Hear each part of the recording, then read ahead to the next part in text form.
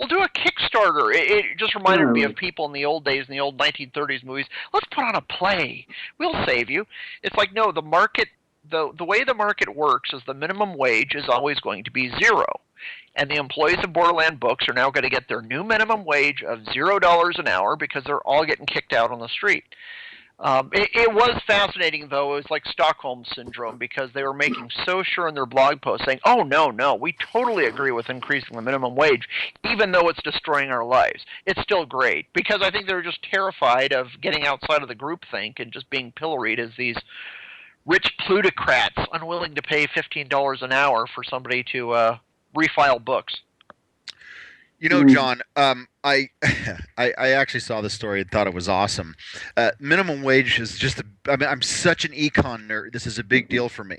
So what I have done is I consulted Capitalism and Freedom, the book that I have sitting on here on my desk from Milton Friedman. Actually did a little bit of Road to Serfdom references, also a little bit of Ayn Rand investigations. And I'm going to tie a solution to the problem with this bookstore to this current vaccination story. And I need you to watch in bewilderment how I do this. And then I need you to respond. You know, the vaccinations work because of the herd protection, right? Yep. Not everybody that gets vaccinated it becomes immune to the disease, correct? Right. They're not 100% effective. But if everybody vaccinates correctly, those that don't that the vaccinations don't actually work on are protected by the nature of everybody else having already been vaccinated, right? Uh-huh. Okay, so watch this next step. The solution for the bookstore, the solution in San Francisco is to extend the minimum wage to the entirety of the state of California so that that raises the bar to that particular level for everybody. Everybody adjusts to that, and not only will the bookstore be able to stay in business as a result of that, then social justice will now be extended beyond the city limits of San Francisco to all the rest of the square footage here in my beautiful, wonderful state of California. What do you think of that idea? That is totally what they're going to be doing next. What they will do is say, boy, people are just going next door. They're going to Oakland to buy stuff. Well, we got to raise it everywhere. A rising tide lifts all boats and all that. And then after California starts sinking even further, they'll demand that Arizona, Nevada, and the rest of the country increase it as well. What's really crazy about it to me is even in the blog post with these I was going to call them math illiterates. I'm sure there's a fancier word for that. But talking about this, they're saying, well, in most businesses, like say if we ran only a cafe or a coffee shop, everybody would be raising the minimum wage at the same time, so they would all just charge more and it would all work out. Right. I'm thinking, okay.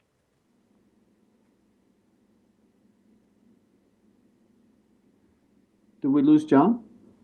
He was right in the middle of a brilliant point. I could feel it happening. It was coming. It says, it says his internet connection went out. Let's see. Let me try to call him again. Call him back. Yeah. How's I think maybe we need to tell him this. I mean, you know, I'm sitting here listening to him and you guys are you're just hollow right wingers because this guy is literally putting his money where his mouth is. You know what I'm saying on this bookstore. Okay, guys, he's back now. Okay, so John Gabriel, are you back? Yes, can you hear me? I can. Listen, I was just I was beginning to chastise Housem and you, which was not fair because you weren't listening.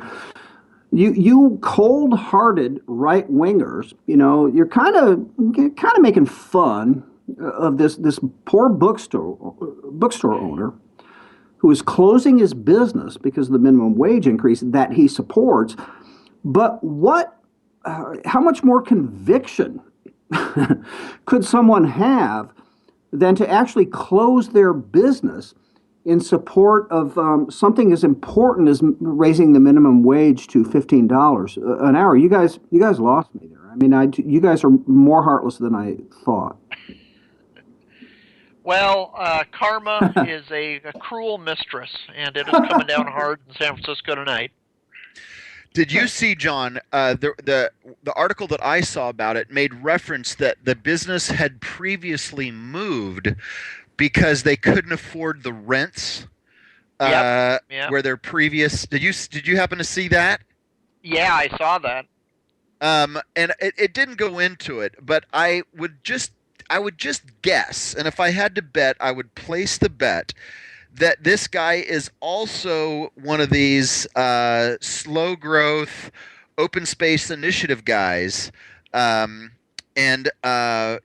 rent control and things like that. All of those types of things that drive the cost of urban real estate so high in places like San Francisco. So I may have been reading into it, but I was just thinking, this guy's already borne some of the consequence to his progressive lefty views already. Yeah. Before this minimum wage thing ever came about. Yeah, I agree, and this shows how liberalism is a religious faith. He just doesn't have enough faith. That's why he hasn't succeeded yet. He needs to go even farther in socialism. We see this in Venezuela. Every year they have tighter economic controls, and every year they have longer lines and run out of another essential product. I think toilet paper was earlier this year they ran out of. Right. They're rationing oil in Venezuela. That's the only product they export is oil. They're running out of oil. Only socialism could do that. That's like, the old Soviet Union running out of ice cubes or something. And it just shows that the situation is terrible there, but in Venezuela it's like, oh, these capitalists, we need to punish them further because obviously people are profiteering on our toilet paper sector. And it's just amazing how this fundamentalist zeal they have for this failed economic model. It's never succeeded. It never will succeed.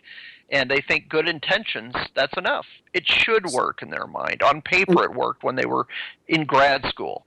But it just doesn't work in the real world. Not only should it work in their minds, it should work in the minds, or does work in the minds of people like Sean Penn, right, who ran down to Venezuela every opportunity he got to kiss, maybe on the mouth, the late Hugo Chavez. But it doesn't work. And as you correctly defined it, liberalism is a religion, and defined in my point of view as belief in something you can't prove. But isn't that what they do, man? Oh yeah. I completely agree. It is just an object of faith, and that's why you always see them just doubling down and doubling down and doubling down. That's one thing that I like about just kind of in general. I think America has been immune.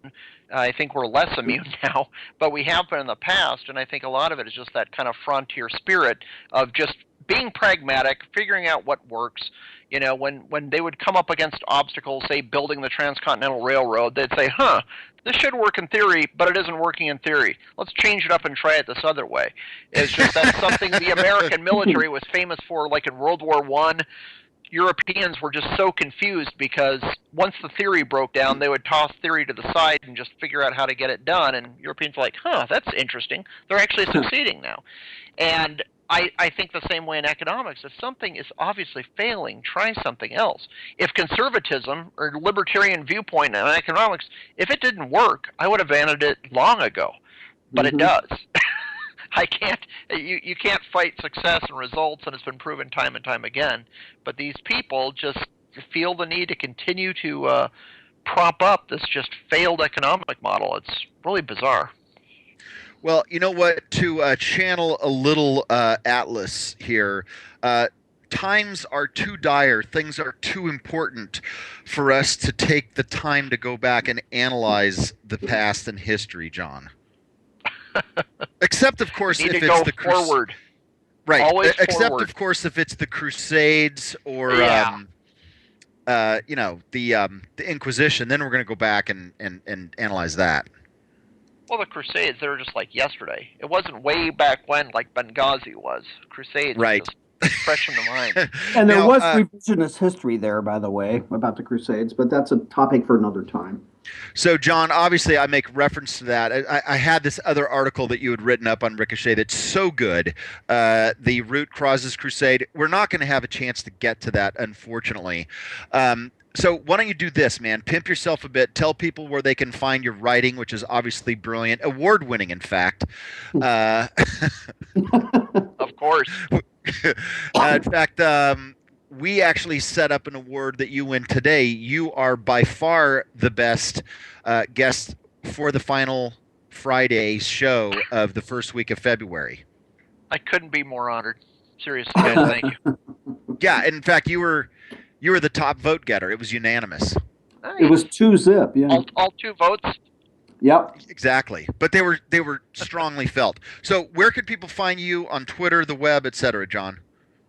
Yeah, you can find me on Twitter, xjon, just EXJON, or you can read my writing at ricochet.com.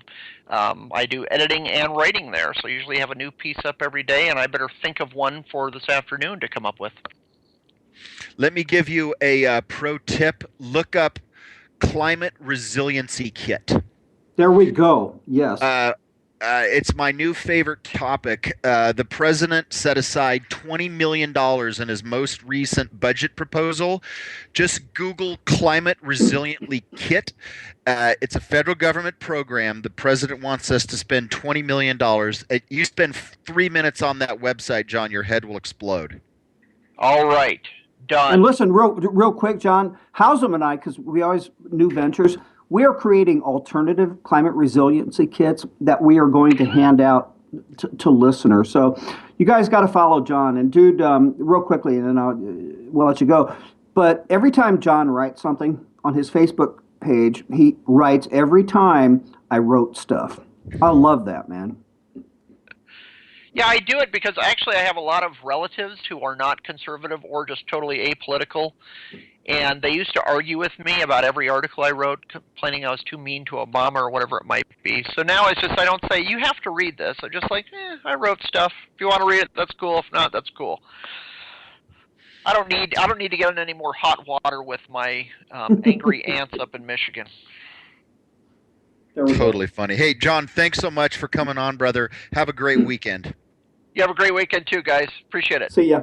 Okay, see you, man. Bye. Okay, Yeah, so I love that. I was going to say, you joked when he came on, like 4 hours, but that's the kind of guy we could have on for 4 hours. Oh yeah, totally. Yeah, we absolutely could. I mean, just his article on this whole prayer breakfast comment from the president, that's probably between the three of us, that could be a 45-minute discussion. Just the points that he brings up and the way he makes them there. Just that one thing. And he articulates very well. Yeah, fun to have guests like that on, man. That's for damn sure. Isn't that a lot of fun of what we do, being able to talk to people who are at least as smart as us? And if by at least as smart as us, you mean so much smarter and more talented than either of us. Right. Right. Exactly. Although not necessarily as good looking or secure. Funny. Dude, I'm kidding. But Gabriel is one of my favorite guests. You know what? But then again, I mean, we said that, and you called him, what do you call him, special or whatever.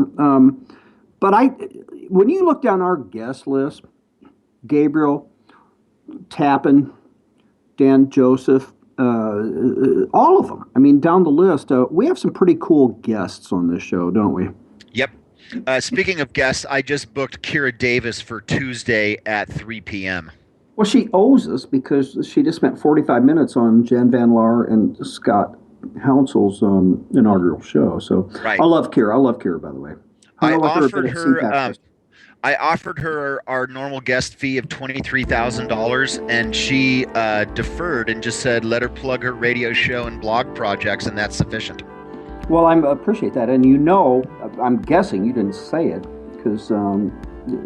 but she probably said for us to go ahead and donate that to this venture with the Global Resiliency Kits. We're out of here. We'll be right back.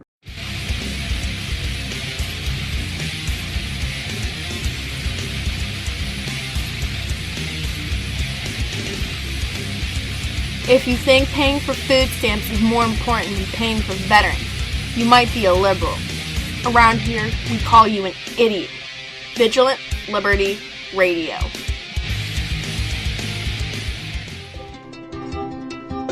At Independent Journal Review, we publish news that is objective, fair, and entertaining.